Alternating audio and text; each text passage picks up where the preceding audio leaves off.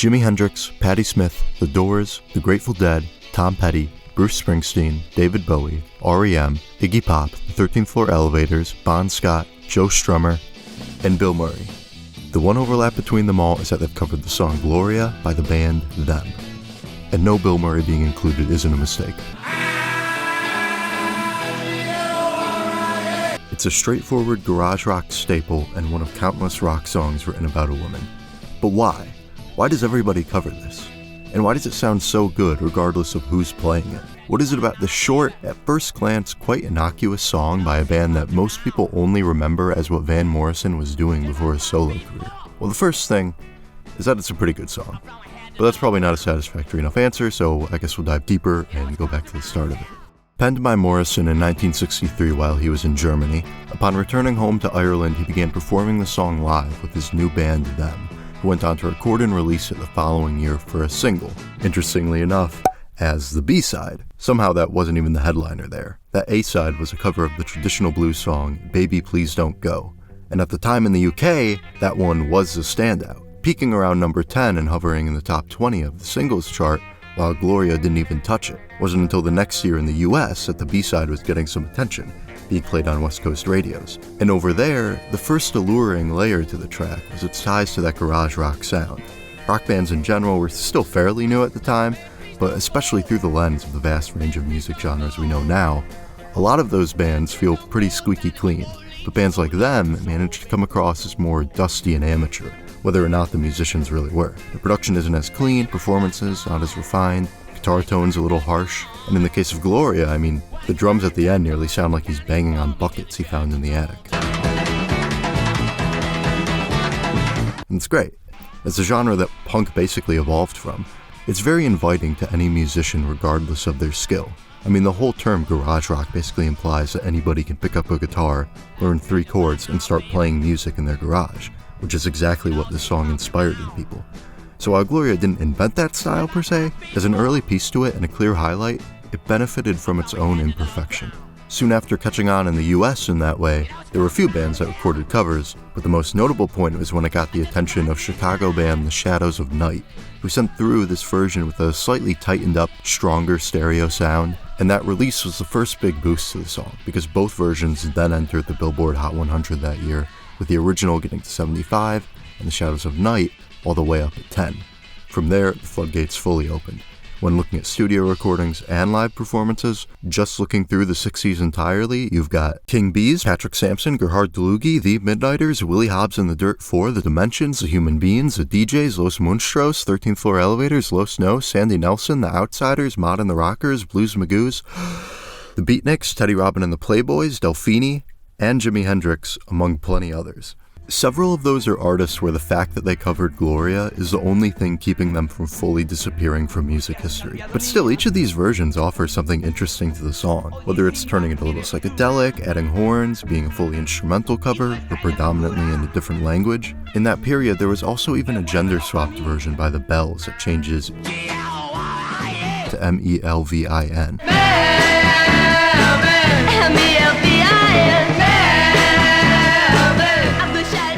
The song lends itself to covers by being so naturally moldable, because that frame of it isn't very rigid, it's really quite simple. For most of the song, Morrison is using this uncomplex guitar part that just uses 3 of the first chords anybody's taught, with the ease of his strumming pattern being masked a little bit by the interest of him allowing an open string strum to occur between each chord change, causing the overall guitar part to feel jumpier when really that strumming is a consistent up-down on every single beat. That feel allows the guitar to consistently drive the song forward and essentially act as the backbone just as much, if not more so, than the rhythm section.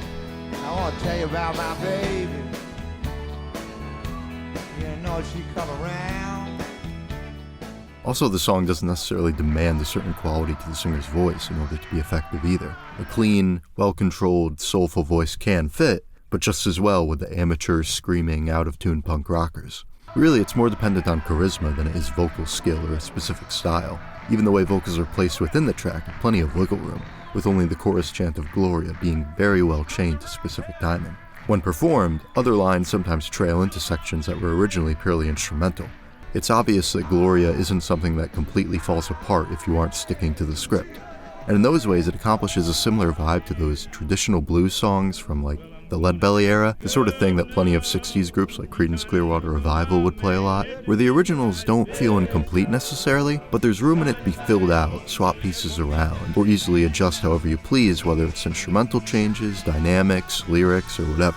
And that looseness allows the original versions to not be definitive and leave any future versions stuck in its shadow. It isn't like, usually when you hear a cover of a Beatles song, you think, yeah, that's nice, but if I have a choice, I'll always just listen to the original. With those CCR tracks like Midnight Special or Cotton Fields, they just feel like CCR songs. And just the same with Gloria. The covers don't feel like knockoffs. The track leaves enough open space within it to allow what makes any of these artists who they are seep through and properly join with what was already there. It's not like there was a secret ingredient to them's performance of it that only they possess, that the song needs in order to work. Its simplicity in instrumentals, structure, and lyrics is likely the next biggest reason why it's played by so many bands.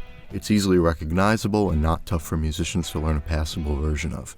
But that aspect to it also adds to its versatility in tone, style, and genre, and especially makes it perfect for live performances, because that ease of adjustment also applies to the song's length. From the very beginning of it being performed by Van Morrison in Irish bar rooms, he took notice of the song's instrumental consistency, lack of need for contrast and major shifts, and the fact that the riff has no empty space, and that made it so what was once recorded as not even 3 minutes could be stretched out and messed around with for 5, 10, 20 minutes without ever becoming too thin. I mean, I've essentially listened to the song countless times when working on each aspect of this video, and somehow I'm still not bored of it, so that should say a lot. And that strength is what would be utilized in countless live covers, from Hendrix to the Grateful Dead to Tom Petty. As long as any single piece of its rock-solid instrumentals remain playing, the song will hold steady for any audience. So from there, they can keep the sound in full force with it practically demanding that the audience yells along to the chorus. Members can trade solos, it can be the backbone to an instrumental jam, create space for the singer to ad-lib,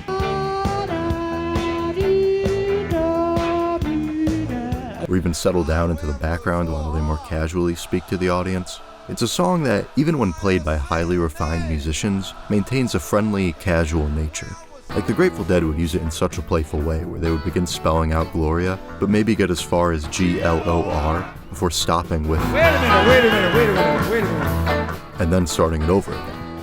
Most bands don't have a song of their own that's quite that comfortably loose and can manage all that, so why not just use Gloria? It's the perfect encore closer. That strong place that it holds in a live setting kept its ubiquitousness through the point where bands didn't really record studio covers anymore, or at least not nearly as much as they did in the 60s. You can just do whatever you want with this song, as long as you end with the exploding chorus. And someone who took that idea about as far as you could, showing Gloria's versatility to great success, is Patti Smith, with her debut album's opener, Gloria in Excelsis Deo. This is a song that arguably isn't even a cover. It can be said to be anywhere from that to reworking to even just a heavy sampling of the original.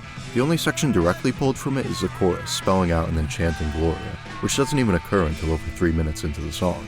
She took that and fit it into this longer build-up, starting with lonely piano keys and eventually evolving into chaotic rock and roll. In between those points, even further stripping down the already simple guitar strums, usually jumping between only 2 chords.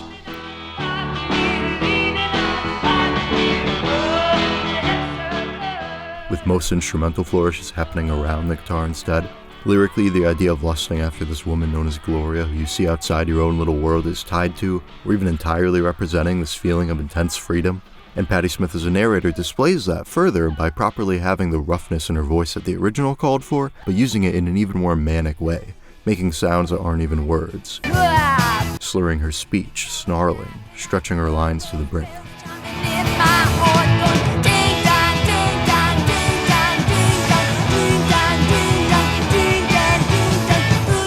Within this song, nothing can control her, and that's exactly how she wants it.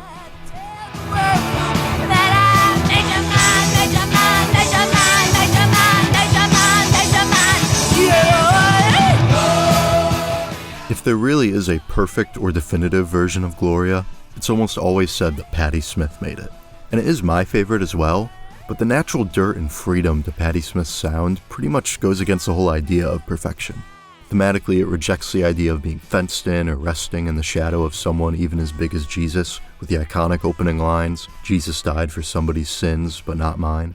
In a wholly different way, it inspires the same creative energy that them's original did in causing so many people to start playing in their garage. So even with the release of a version as excellent as this, that doesn't mean that there's nowhere else for Gloria to go, and that it should now remain untouched.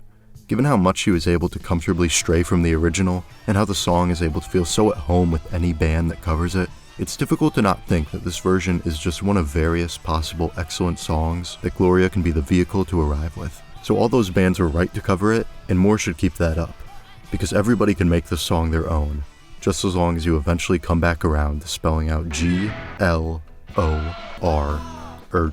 wait a minute, how does that go? I'll go back to the beginning, I'll do it again. Jimi Hendrix, Patti Smith, The Doors,